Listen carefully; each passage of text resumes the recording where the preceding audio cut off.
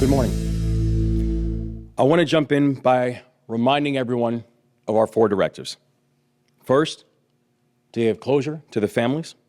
The second, to clear the channel and fully open vessel traffic to the port.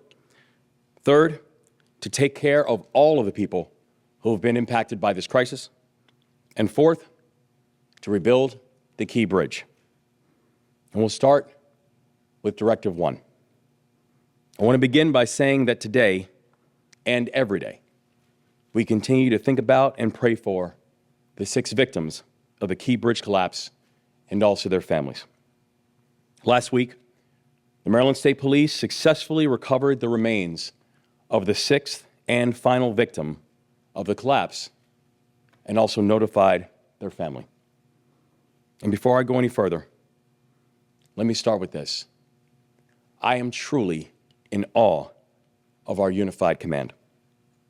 The only reason that we were able to retrieve all 6 victims is because of the constant communication between every single part of this team. State Police, the Coast Guard, the U.S. Army Corps of Engineers, Navy SUPSOLV, and all of our partners, state, local, and federal, stood shoulder to shoulder every single moment.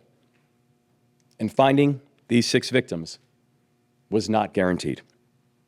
When you're dealing with so much wreckage, even a small lapse in communication can cause failure.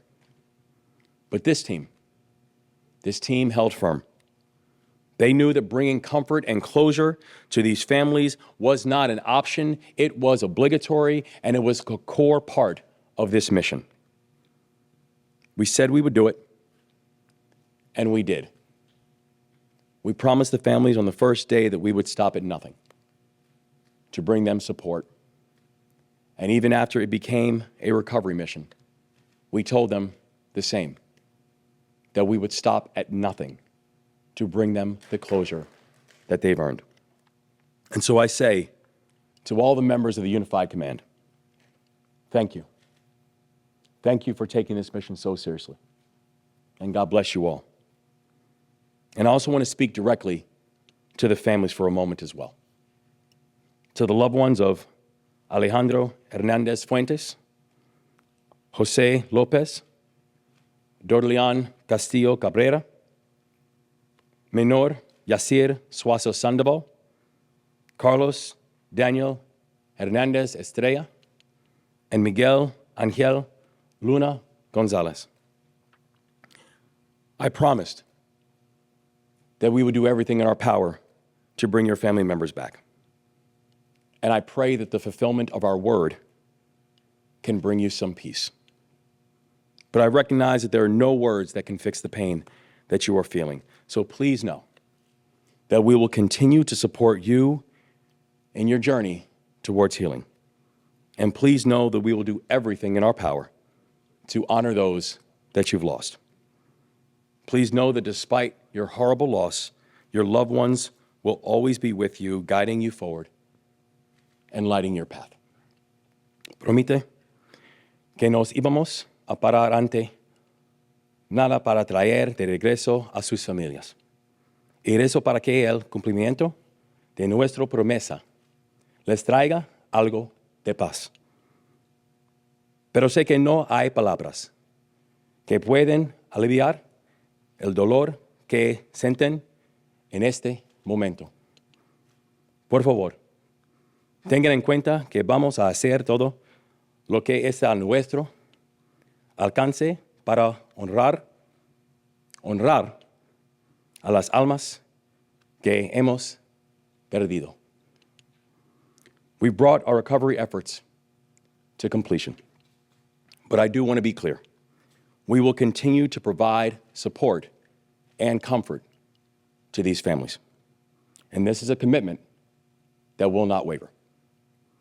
Now, second, on clearing the federal channel and fully opening vessel traffic to the port. We remain on track to fully reopen the full 50-foot channel, and this evening at 5 p.m., weather permitting, Unified Command will deploy the use of precision cutting to clear the wreckage on top of the Dali.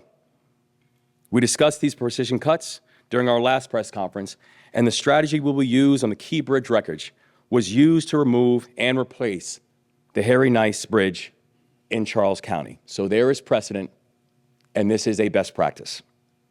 I've said it before, and I will say it again, that safety in this operation is our top priority. We've gotten to this point without a single injury. We plan on continuing this mission without a single injury. That is the standard that we have going forward.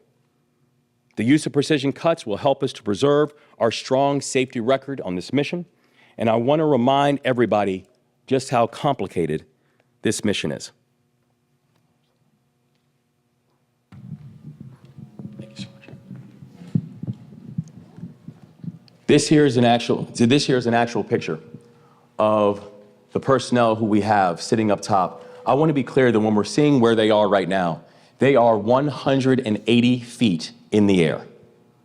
The thing we know about this type of height and what you're seeing, what they're doing here, they're doing both cutting and also preparation for the removal of this truss that's sitting on top of the Dali. This is an example of just a piece, what we see in this picture here, of just a piece of the truss that still needs to be removed in order for the Dali to be refloated so we can then continue the process of fully opening up the federal channel. But them sitting at 180 feet in the air, there's a couple really important things to remember with that.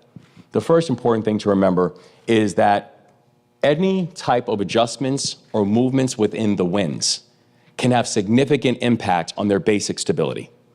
So when you're looking at wind gusts, when you're looking at wind movements, when you're looking at that height, regardless of the crane and the infrastructure that we have here, can have significant impacts on their ability to be able to smoothly and also safely make the type of cuts that are required and are necessary.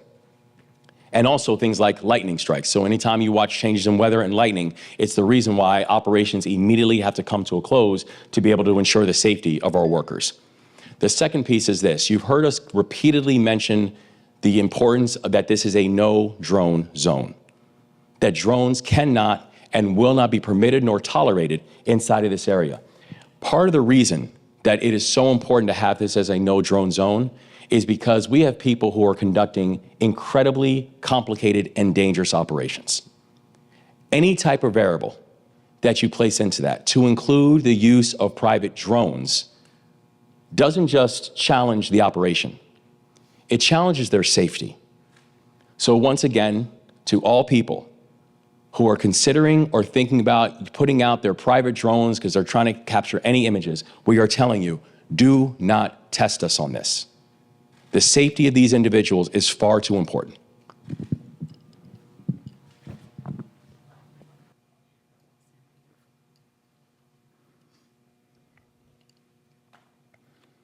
And we're now very close to fully clearing the channel, and we're already getting large ships in and out of the Port of Baltimore. And over the next week, we are expecting about 30 vessels and barges at the port's public and private terminals. Those vessels will include container ships, roll-on, roll-off ships carrying farm machinery and new cars, bulk ships carrying sugars, metals, and oil.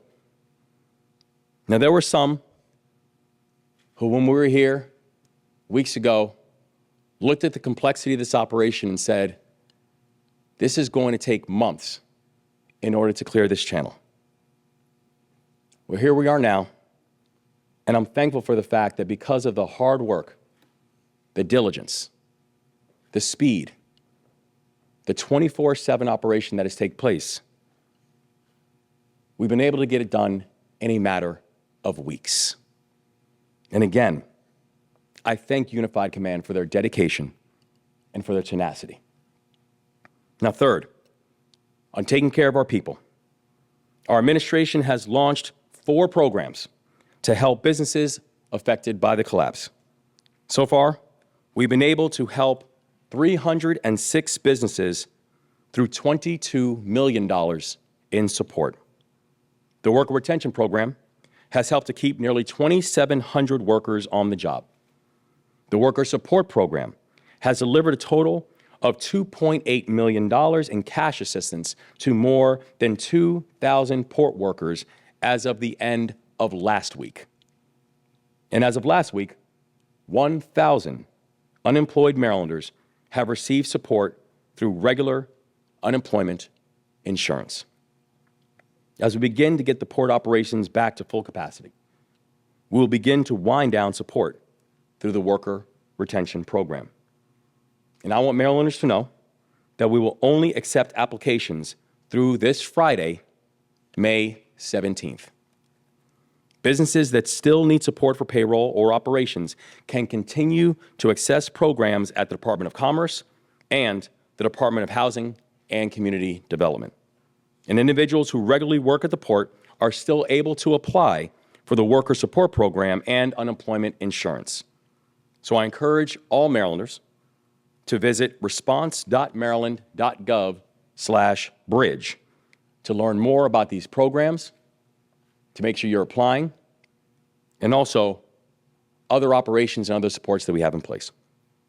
From day one, we've been guided by a very simple principle. Mission first, people always. And that has not changed. Now, fourth, on rebuilding the Francis Scott Key Bridge. In order to rebuild this bridge, we need the support of the U.S. Congress. And to date, we personally met with, spoken with, and had coordination with nearly 100 members of Congress. Last week, our team has had another meeting with Secretary Pete Buttigieg and the Director of Management and Budget, Shalonda Young. On May 2nd, we welcome Republican Chairman Tom Cole and also Chair Womack and members of the House and Senate Appropriations Committee to the City of Baltimore. Unified Command, when that happened, took us out on a Coast Guard cutter to see the wreckage, and I was able to speak directly with members of the committee on both sides of the aisle. And I can tell you they were deeply moved by what they saw, because we are talking about a shipping vessel that is 984 feet long and that can weigh more than 116,000 tons at full capacity. For all sports fans, I'll put it to you this way. That's the length of 3 football fields. That is the weight of Camden Yards at full capacity. That's what's sitting in the middle of the Patapsco River. Members of the House Committee got to see that ship and the Key Bridge that's sitting on top of it. And I explained to them that every time we go out there, it's something you never get used to seeing. I spoke with Chairman Cole many times, and he has repeatedly given his commitment to ensuring that Congress does their part to help us out. Also the same with Chairman Womack. And I also want to give a special thank you to the leaders of our delegation, Senator Cardin, Senator Van Hollen, for taking the Senate floor to discuss the importance of rebuilding the Key Bridge. I want to say it publicly, and I will keep on saying it publicly. Without the leadership of Senator Cardin, we're not where we are already, sir. We are grateful beyond words to you for your leadership and your support. And also, on Wednesday, we'll hold a hearing on the bridge collapse. That hearing will be chaired by Republican Sam Graves, and I had a chance to speak with Chairman Graves a few weeks ago, and actually again last week, and I appreciate his partnership. His committee will soon learn what all of us know, that rebuilding the Francis Scott Key Bridge is not about nostalgia. It's about necessity. This is a critical artery of commerce at the Port of Baltimore and all along the I-95 corridor. We need this bridge rebuilt, and we need to get it done with full congressional support. The bridge replacement is qualified for expedited permit review under the National Environmental Policy Act categorical exclusion list. So we are moving fast. We're covering all bases. We're not slowing down, and we're going to get it done together. And our coalition continues to grow by the day. I'm proud to stand with each and every one of our partners. And I want to make note that as we're looking to our left and to our right, these are individuals who have been here since day one, who've been working, coordinating.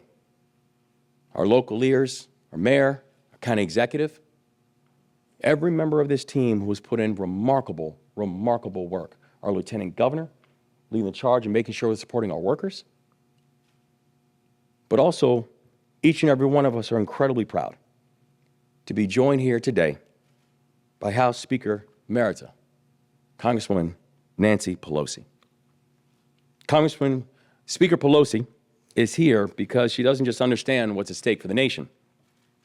She firmly and gutturally understands what's at stake for Baltimore. And I say gutturally because she grew up here. Her father, Thomas D'Alessandro Jr., served as the mayor of Baltimore for over a decade. Her brother was mayor from 1967 to 1971. This is a family with a very long history of public service, not just to this country, but to this city. And I can tell you one of the first people that reached out to me after the collapse of the Key Bridge was Speaker Pelosi. In the halls of Congress, she's already been working on our behalf. She's been rallying the cause. She's been working with leaders on both sides of the aisle to marshal support that we need to rebuild this bridge. And she's breaking down party divisions to unite the House so we can come together and get the job done. So to Speaker Pelosi, I want to say thank you for showing what it means to be Maryland tough and Baltimore strong.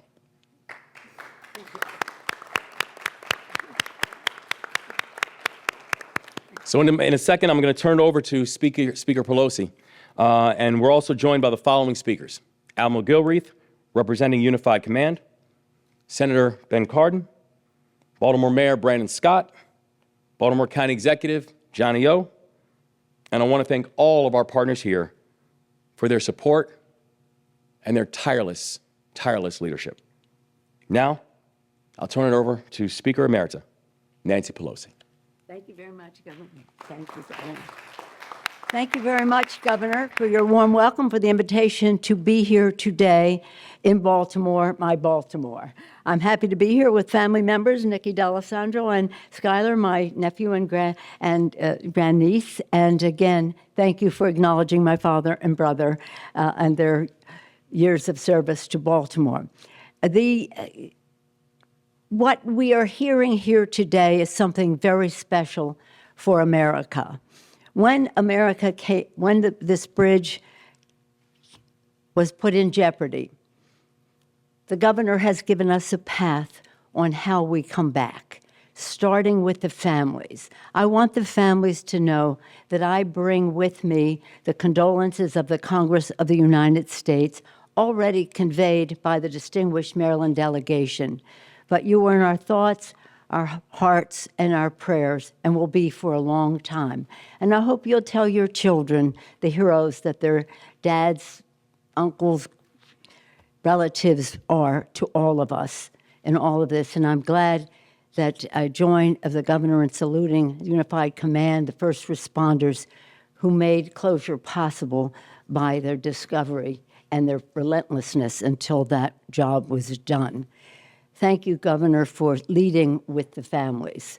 Secondly, in terms of opening up the path to ships and all, well, I just came back from New Orleans, where I was, and reviewed with some of the folks there what we did after Katrina, because some of it was new. It was new. And what we learned in Katrina is to listen to the locals, and that is what I'm here today to further do. We have observed the leadership. The governor has demonstrated a capacity that is boundless in terms of absorbing new information in a new situation, having the judgment to make a call on different paths to go. And this is remarkable because there's so much emotion involved when there's loss of life and loss of livelihood for so many people. So, Governor, thank you. Thank you so much for showing the way. And as you acknowledged, Ben Cardin and Chris Van Hollen in the Senate, our congressional delegation, House congressional delegation, just relentless on the floor of the House. This is Kwasi Mfume's district. He's the chairman of the Morgan State University, so he's at the college today, and I'll join him later. But his concern is boundless also and endless in this regard. And Congressman Sarbanes will be joining us on the tour, but all of the members have been there. And I thank you especially for acknowledging Ben Cardin, because in the House, I served with him in the House, in the Senate, he has been a leader not only for Baltimore and Maryland, but for the country as well. Thank you, Ben Cardin. But learning also from your lieutenant governor, who, and by dint of her education and engineering and all of that, and her work in the state legislature, is a valuable resource in all of this arena. Lieutenant Governor Miller. Brandon Scott has been about equity and fairness on how we address challenges that we have. Of course, Johnny O, where you go? Johnny O has been about community and working families and the rest. So seeing the solutions through those eyes, very important to us, because our president will always ask the question, Joe Biden, because he's been essential in so much of what we need to be done. And he will always ask the question, what does this mean to the workers? What does it mean to working families? Johnny O and the mayor have been that's what they have been about, and they bring those values along with the governor and the lieutenant governor to all of this. As the governor pointed out, the danger in the repair and the rest, let us salute our friends in labor who are doing so much of that. I'm always in awe of them. I see it firsthand at the Golden Gate Bridge. I see here now in repair and the rest. Let us thank them for what they do. And Secretary Whitfield, thank you for bringing all of your leadership to bear on this specific in transportation. And speaking of transportation, I know you mentioned the hearing that is coming up. We're very proud of Rick Larson, the Democratic ranking member on that committee, as well as thank you for acknowledging the Appropriations Committee. I'm an appropriator, so I love when that's recognized, but I also want to acknowledge Rosa DeLauro and Patty Murray, two women heads of the Appropriations Committee. Barbara Mikulski was one of the first women to head up the, another Maryland connection in terms of what comes next, finding the money for all of this. And so it is, I know we'll hear from the Admiral about so much of what will come next. We thank our friends in the Coast Guard for what they have been doing, what they will do as well, and Commander Moose as well. So again, I just want to end with this Maryland tribute that I pay all the time, and now I'll pay it here. You know that the national anthem was written in Baltimore at the War of 1812. And people cheer at the end, home of brave land, of, all that at the end.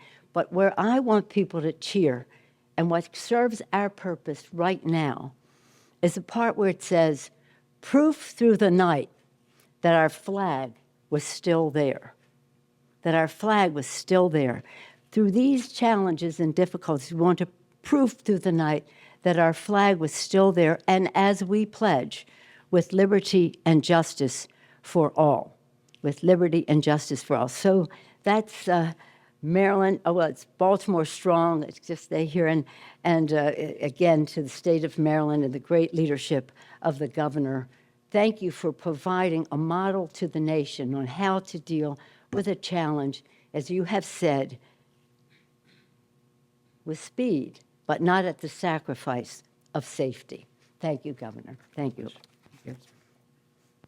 Oh, no.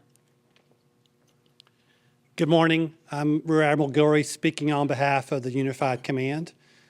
First, our thoughts and prayers remain with the families. We are thankful that we were able to recover all of the victims, but our thoughts and prayers remain with them. Second, on the progress towards restoring commerce to the Port of Baltimore, we continue to make excellent progress in that regard. Over the last 7 weeks, we've moved a total of 365 commercial vessels through the alternate channels that have been established. And since last Wednesday night, we reopened the limited access deep draft channel for traffic. And we've continued to move vessels through there on a not to interfere with salvage basis.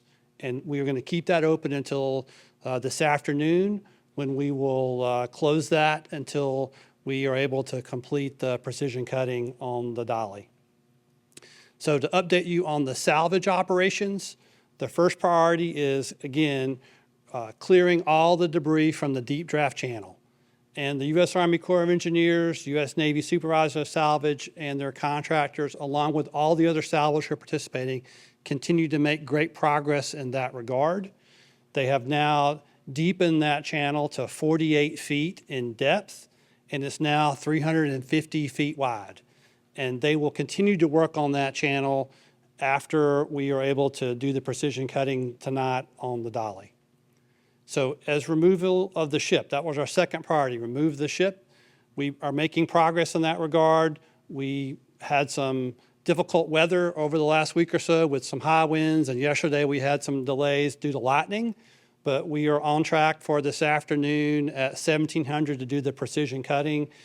After we do the precision cutting, we will then go back and resurvey the channel as well as survey around the dolly to make sure there are no obstructions that came from that precision cutting that would interfere with traffic. And then we will reopen the limited access channel to traffic at that particular point in time. And then we will refloat the dolly and remove the dolly in approximately 2 days. So that's the plan, to remove the dolly. And then third, the state continues to make great progress along with the salvers to remove the remaining debris from the waterway. And as you can see visually, and notice the difference over these last 7 weeks, you can see that almost all the steel truss that was above the water line across the entire bridge section has now been removed. And that's been great progress. And we are on track to fully reopen the deep draft channel to 50 feet and 700 feet wide by the end of the month. So those are my updates, and I'll now turn it over to Senator Cardin.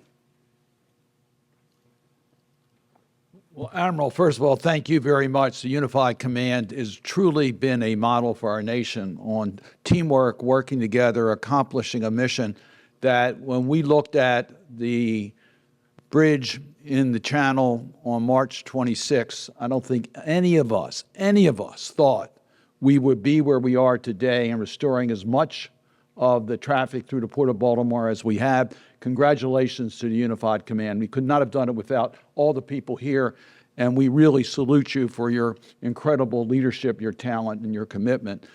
Governor Moore, you made this all happen. It takes the leadership of the governor to bring us all together, to have a game plan that can work. I want you to know the 4 priorities that you mentioned.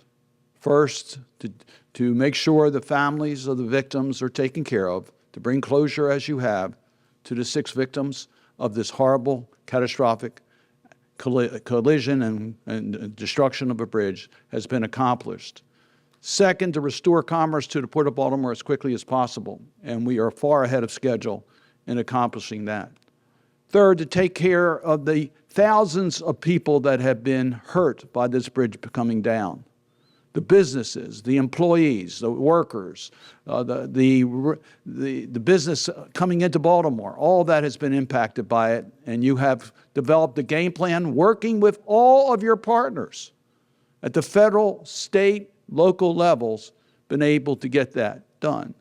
And then third, to make sure that the story of the Francis Scott Key Bridge does not end here, that a replacement bridge will be rebuilt as quickly as possible, and it will be built even stronger to deal with the current realities of commerce that come through the port.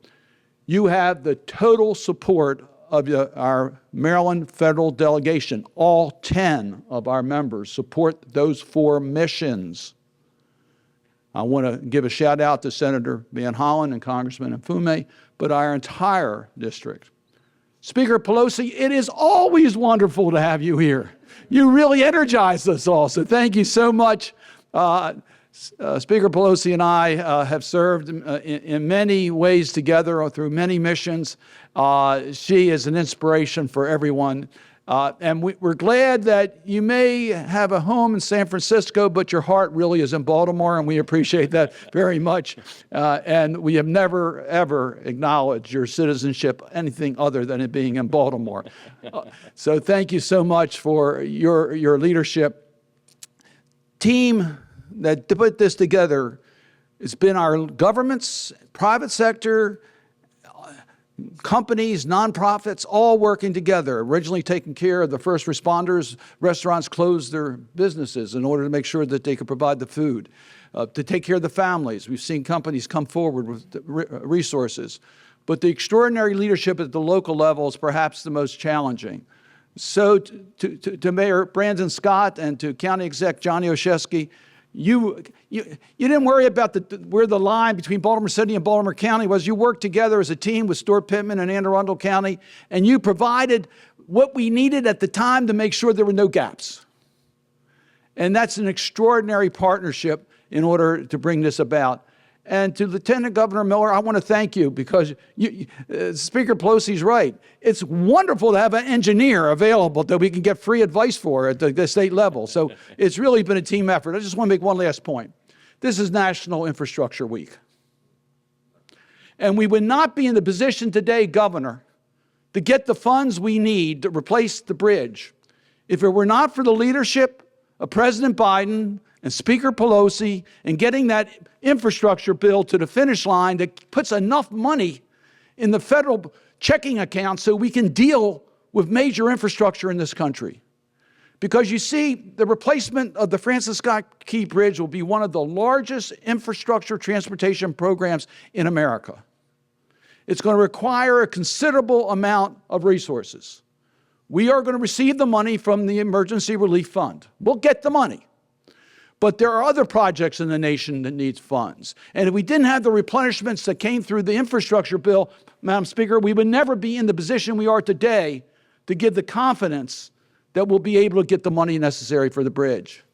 And Governor Moore, you've talked, I think your Rolodex on members of Congress is better than mine. I'm going to have to get your list to help us figure out how I can reach members as quickly as you have.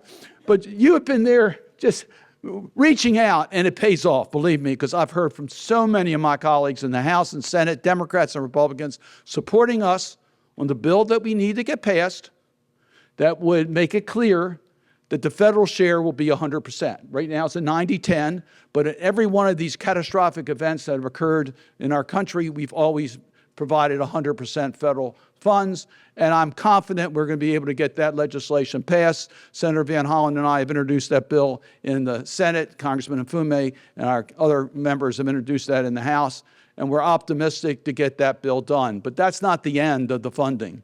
As the governor pointed out in the meeting I just had with Chairman Carper, the insurance companies believe this could be the largest claim ever from a vessel accident in maritime history. We're going to get the federal taxpayer reimbursed through insurance and liability claims for the damages that have been caused. So as we need the money today so that we don't delay in replacing the bridge that's so important to the artery on the east coast of the United States, those responsible and those insurance claims will help to make sure the federal taxpayer gets the relief from those responsible for this horrible, catastrophic event. So it's been a great team effort. We're not done yet. We still have a lot more to do. But I must tell you, Governor, we're a lot further along the way than I thought we would be when I looked at that bridge on March 26. Congratulations for your extraordinary leadership. And I'm going to bring up one of the key partners in all of this, the Mayor of Baltimore, Brandon Scott. Thank you, Senator. Good morning, and thank you, Senator. On that fateful day of March 26, I made a remark that our focus had to be on the individuals that were missing, that we lost, and their families. And there will come a time when we could fully switch our focus on to reopening the channel and rebuilding the bridge. Thanks to this unified command, we never lost our way. We will always focus on recovering those victims, those heroes, and bringing them home to their families to provide some sort of closure. So I want to say thank you to Unified Command, not for just delivering on that promise, but for helping those families begin, which is going to be a lifelong effort of having closure and peace brought to them and their families. Nothing will fully overcome the pain of their loss, but I'm deeply grateful to Unified Command and everybody, especially those first responders who've been out there working to bring your loved ones home. Please know that the little peace and closure that this brings for the families, we will continue to support them each and every day as we have been since that fateful day, even as we now turn our focus to reopening of the federal channel fully. To that end, as discussed later today, Unified Command will have our precision cuts to remove the debris of the Key Bridge from the bow of the Dallaty. I guess I want to say again that this is a safe and thoughtful approach, but it may be loud and noticeable in a way that the process has not been thus far, especially for those working in the industrial areas around the bridge. Again, we ask that everyone obey the safety drone and the urge to resist flying your drone into the area because we do not want to jeopardize the workers. We haven't had anyone get hurt thus far, and we will not have that happen because someone wants to fly a drone.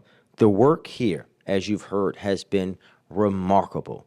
None of us that fateful day thought we would be thus far, so far, as quickly as we are. So I want to reiterate my thanks to my governor, to Unified Command, the hundreds of Army Corps, Coast Guard, and Navy service members, as well as the civilians, sailors, and workers who have done this diligent work each and every day, minute by minute, second by second, hour by hour, and doing it the right way to make sure that everyone remains safe.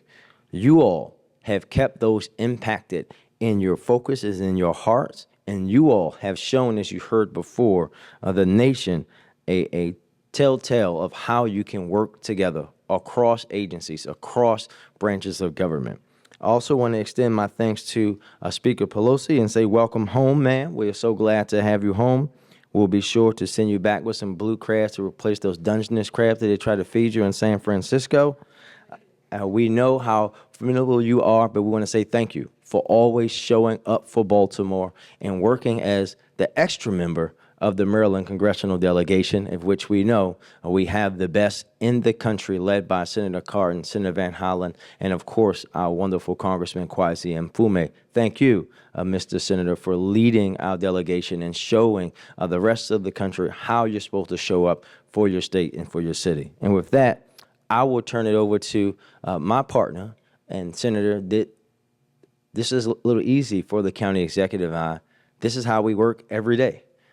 We make these efforts on things starting when I came to office on simple as snow removal, where we ended the practice of just picking up the plow at the line and said, no, we're going to go over and make sure that we work together in deep ways and deep partnerships. So when you have something like this, it's muscle memory for us to work because we are one Baltimore, one region, and we'll be stronger together. And with that, I will turn it over to my partner, County Executive Olszewski.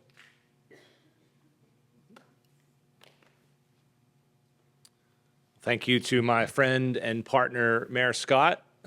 He's right. We are all one Baltimore, and that's been the case since day one when we started our work together. So, Mayor, thank you for your partnership. It truly makes a difference, particularly in moments of great challenge. And to Baltimore's favorite daughter, Speaker Pelosi, thank you for always keeping Baltimore in your heart and for always coming back, for always showing up, and for being that extraordinary bonus member of our federal delegation, as the mayor referenced. We are lucky to count you as a friend, as a partner. And thanks for being part of an extended part of the delegation family led by Senator Cardin, who has done an outstanding job, as the governor has said, in this moment, along with Congressman Mfume, Senator Van Hollen, and the rest of our team. I'll again just extend my thoughts and prayers to the impacted families, those who lost loved ones. We are so grateful that we have an outstanding team who've been able to recover our victims in this moment. It's a reinforcement of how incredibly hard working this unified command is, but with how much care and thoughtfulness with which they operate. So our prayers remain with those impacted. It's interesting. I started my career as a government teacher, and one of the things that we taught our students were about the different levels of government. We talked about the federal government, the state government, and local government. And it's not until moments like this you understand just how important each of those pieces are. And so when you see our national government, our Congress, step forward in a moment of crisis to help bridge the gap and fill the need to rebuild our bridge, when you see our state and local government stepping forward to meet the needs of the impacted port workers and truck drivers and small businesses, when you see all levels of government coalescing around opening up the shipping channel, it's just a reminder of how important our system is, and it's an example of what works best. This is truly the best example of teamwork I've seen in my career, and that is in no small reason thanks to the leadership of our governor and our lieutenant governor. Governor Moore, thank you for continuing to lead the charge. We are proud to follow you in this moment and always. So we've got work ahead of us still, but every day is a new glimmer of hope and a new reason to be inspired and to push towards what's next. So thank you very much.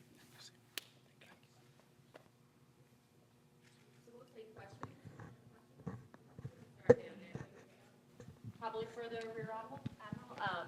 Thank you.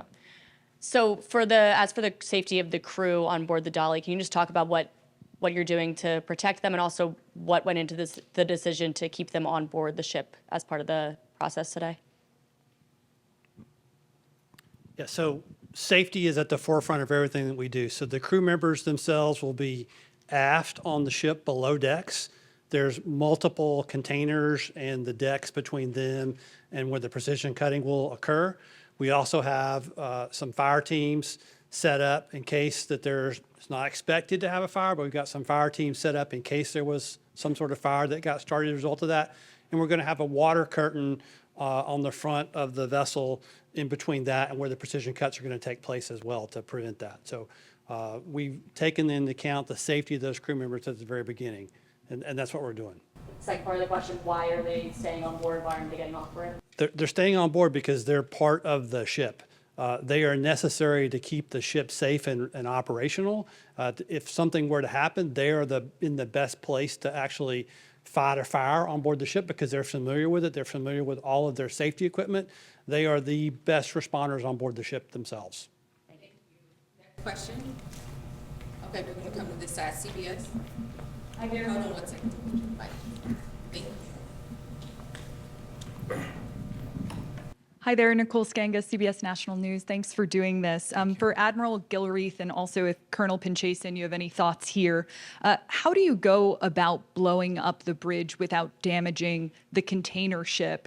I know you spoke a little bit about the crew, but can you walk us through what we're actually going to see today and what some of the biggest challenges are to reopening that deep draft channel? And just for the governor, I know you talked about the $22 million in aid. Can you speak to what the price tag has been thus far, lost commerce? And also, I know, Senator, you spoke about holding individuals accountable. The company that owns the Dolly has filed to petition essentially to shield them from liability. I'm wondering if anyone here can speak to holding those accountable and if that company should be held liable for any damages. Thank you. Sure, no problem. I'm sorry. Yeah, can you do that one again?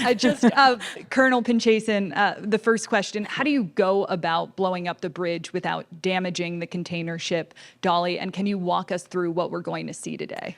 So don't take this as an insult. When you say blowing up the bridge, that in of itself is a misconception.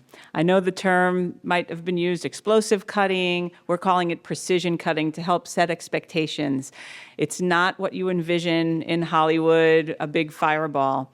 When we say precision cutting, it is exactly that. These are very small linear charges that are placed into cuts that were made, as the governor showed, and it is going to allow for the pressure from those cuts to literally separate the metal and cut through the steel. It's going to be more like puffs of smoke that you might have seen with the Harry Nice Bridge, and the design that was this plan was designed by engineers to achieve these cuts simultaneously, all at the same time. It's actually the safest and most efficient way to achieve this number of cuts and then have that wreckage fall out and away from the vessel. Did that answer your question? It did. And Admiral, if you can just add some of the largest barriers ahead to actually clearing that deep channel, I can. or if you want to speak to it, Colonel. If you, yeah.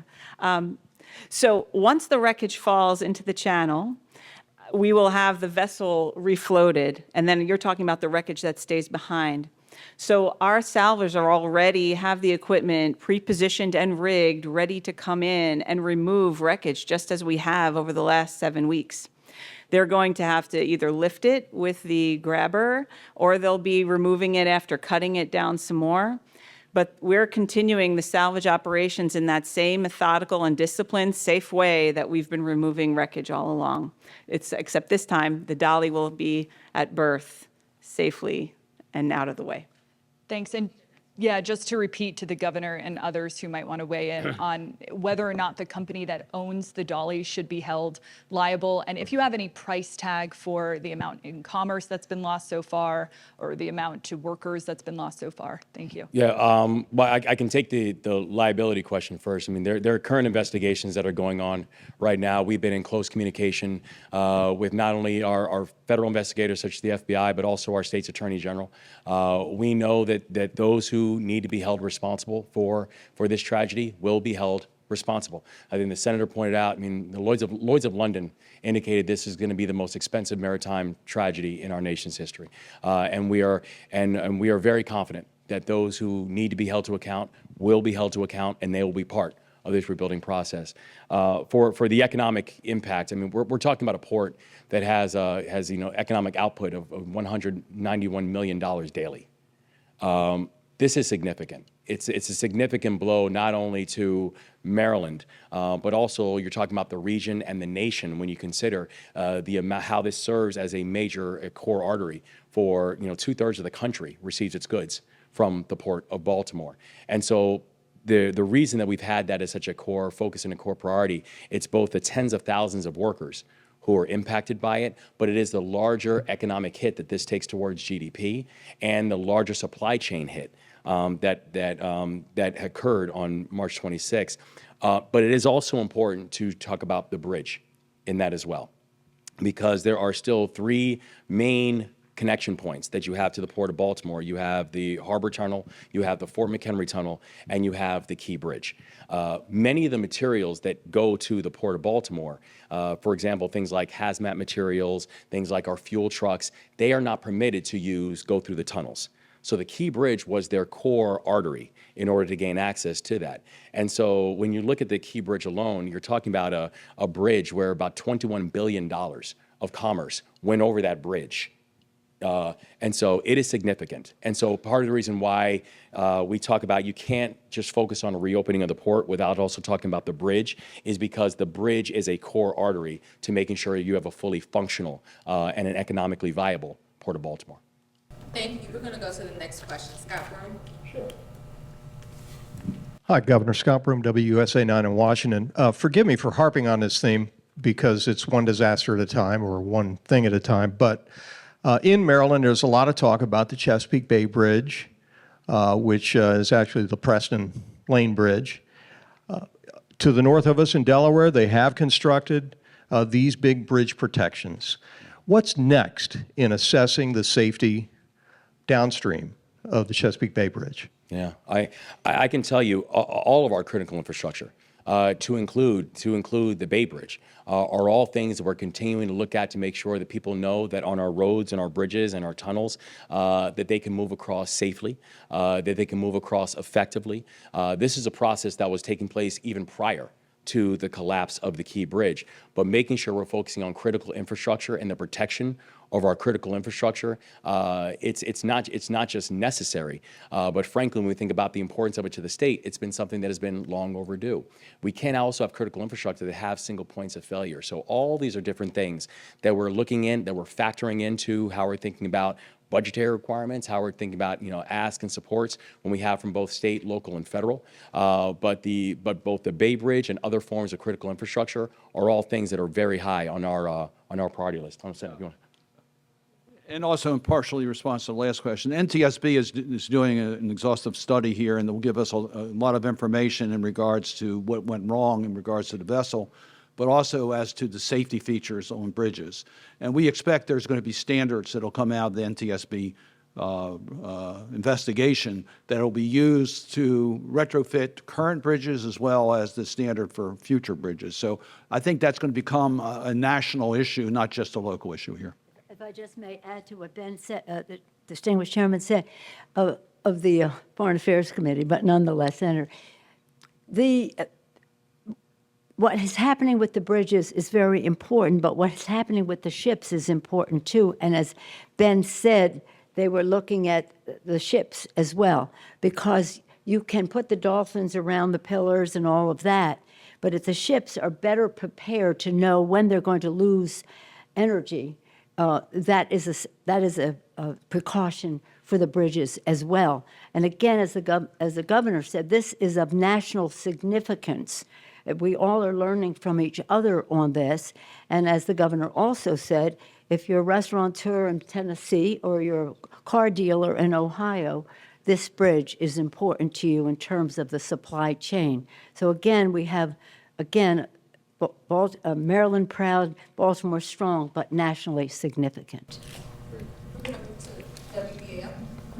Kim Dacey with WBAL. Senator Cardin, you said you were confident that the funding bill would be passed through Congress. What happens if it isn't? Where is the funding going to come from? There are two questions to that. The funding comes through the Emergency Relief Fund, which is appropriated annually. There's liabilities that they'll have to assume that far exceed the dollars that are in the fund. Congress appropriates money on a regular basis to the Emergency Relief Fund. So we're not too concerned as to the total dollars that we'll be able to get.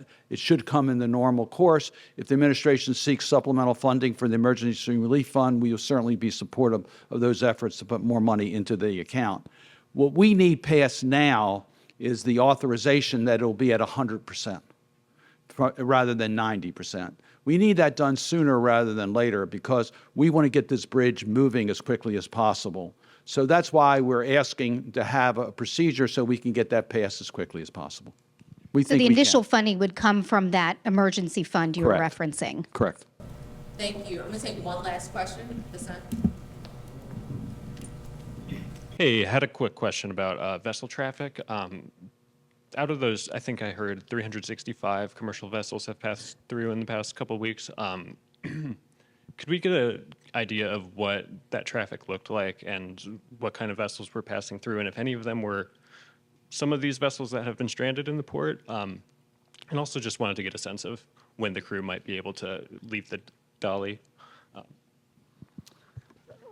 Good morning. My name is Captain Dave O'Connell. I'm the captain of the port here in Baltimore. So roughly out of those 365 vessels, about 30 of them have been deep draft vessels. So that would be container ships, roll-on, roll-off ships. I would say significantly this morning we moved in 3 ships. So there's a combination container roll-on, roll-off ship that came in this morning. A paper ship came in this morning, and a container ship came in this morning. All the vessels that were stranded in port at the initial on the 26th have all flowed out. With the exception of one that had some mechanical issues that were fixed, and that flowed out this morning. And that was a coal ship, one of the deepest draft ships that we have. That was a draft of 47 feet.